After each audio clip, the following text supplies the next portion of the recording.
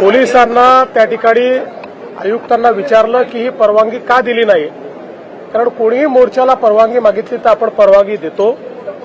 मला आयुक्तांनी त्या ठिकाणी सांगितलं की त्यांच्याशी रूटच्या संदर्भात चर्चा सुरू होती, परंतु ते जाणीवपूर्वक अशा प्रकारचा रूट मागत होते की ज्यातनं कुठेतरी संघर्ष होईल.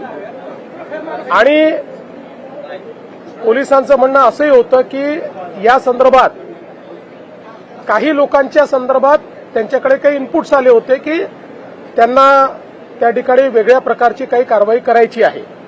आणि म्हणून पोलिसांनी त्यांना एवढं सांगितलं होतं की जो नेहमी रूट असतो मोर्चाचा तो रूट तुम्ही घ्या, अशा प्रकारचा रूट घेऊ नका.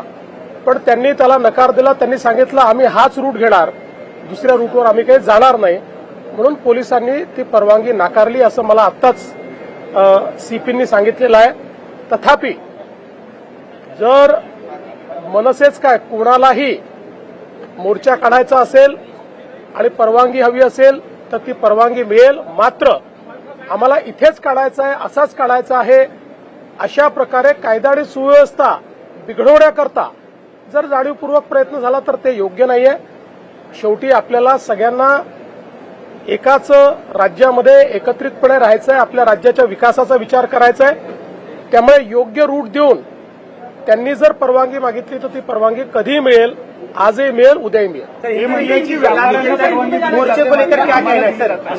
असं आहे, तेही मी विचारलं. त्याच्यावर सीपींनी मला सांगितलेलं आहे की जो रूट दिला त्या रूटवर जुना मोर्चा निघाला. त्यांनी कुठल्याही रूटचा आग्रह केला नाही. यांनी स्पेसिफिक अशा रूटचा आग्रह केला की जिथे मोर्चा काढणं कठीण आहे. त्यांना काल रात्री मग त्यांनी अशी मागणी केली की आम्हाला सभा घ्यायची आहे, त्याची परवानगी त्यांना दिली की ठीक आहे तुम्ही सभा घ्या.